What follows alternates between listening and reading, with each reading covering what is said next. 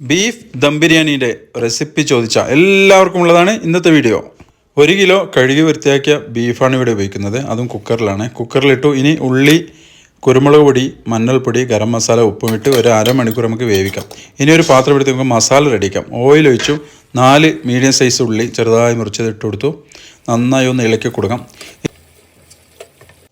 ഇനി അതിലോട്ട് ഇഞ്ചി, വെളുത്തുള്ളി, പച്ചമുളക് നന്നായി ചതച്ചതും കൂടി ഇട്ട് കൊടുക്കുക. ആവശ്യത്തിനുള്ള ഉപ്പും ഇട്ട് കൊടുത്ത് നമുക്ക് കുറച്ച് വേവിക്കാം.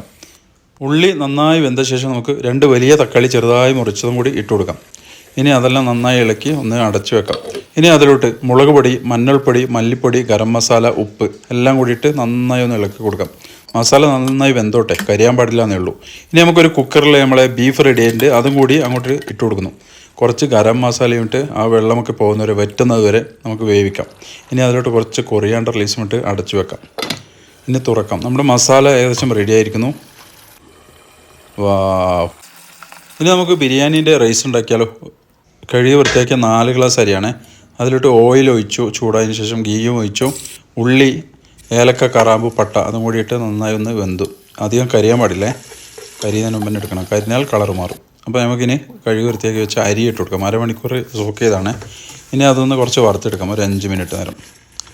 അപ്പോൾ നമ്മുടെ ഇനി ആവശ്യത്തിനുള്ള വെള്ളം, 4 ഗ്ലാസ് അരിക്ക് 6 ഗ്ലാസ് വെള്ളമാണ് ഇവിടെ വയ്ക്കുന്നത്. അതും കൂടി ഒഴിച്ച് നന്നായി തിളച്ച് വരുമ്പോൾ നമുക്കതിലോട്ട് ഉപ്പിട്ട് കൊടുക്കാം. പിന്നീട് ഒരു നാരങ്ങയുടെ നീരും കൂടി പിന്നെ ആ നാരങ്ങ അതിലിട്ടിട്ട് അടച്ചു വെച്ച് വേവിക്കാം.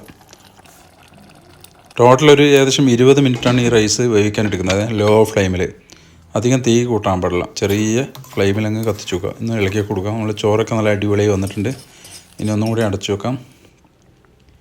ഇനി ഒന്നും കൂടി ഇളക്കി കൊടുക്കുന്നു. നമ്മൾ ചോറ് ഇവിടെ റെഡി ആയിരിക്കുന്നു. ഇനി നമുക്ക് ദമ്മിടണ്ടേ. ചോറെല്ലാം നല്ല അടിപൊളിയായി വന്നേ, മാഷാഅല്ലാ. ഇനി നമ്മുടെ ഒരു പാത്രം എടുത്ത് മുകളിലെ ചോറ് താഴത്തിട്ടെടുത്തു. അതിൻ്റെ മുകളിലോട്ട് ചെറുതായി മുറിച്ച മല്ലിച്ചപ്പ്, ഗരം മസാല, ഫ്രൈ ചെയ്ത ഓനിയൻ, അണ്ടിപ്പരിപ്പ്, മുന്തിരിയിട്ട് പിന്നെ മസാല ഇട്ട് കൊടുക്കുന്നു. അതിൻ്റെ മുകളിൽ ബാക്കി ചോറും ഇട്ട് വീണ്ടും മല്ലിച്ചപ്പും അണ്ടിപ്പരിപ്പും മുന്തിരിയൊക്കെ ഇട്ട് ഫ്രൈ ചെയ്ത് പിന്നെ കുറച്ച് ക്യാരറ്റും ഇടുന്നുണ്ട്. നമ്മളൊരു 10 മിനിറ്റാണ് ഇത് ദമ്മിന് വെക്കുന്നത്. 10 മിനിറ്റ് ഇത് ഓഫ് ചെയ്തു. ഇനി പള്ളിയിൽ പോയിട്ട് വരാം ബാങ്ക് കൊടുക്കാനായി.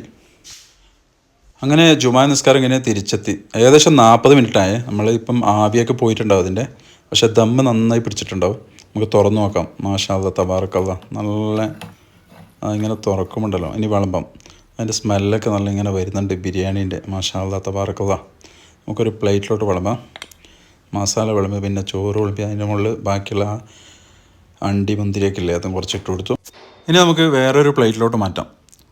മാഷാഅല്ലാ, തബാറക്കല്ലാ. നമ്മളെ ബിരിയാണി നല്ല അടിപൊളിയായി വന്നിട്ടുണ്ട്. ഈ ബിരിയാണീൻ്റെ റെസിപ്പി നിങ്ങൾക്ക് ഇഷ്ടപ്പെട്ടെങ്കിൽ കമൻറ്റ് ബോക്സിൽ നിങ്ങളുടെ അഭിപ്രായം രേഖപ്പെടുത്തുമല്ലോ.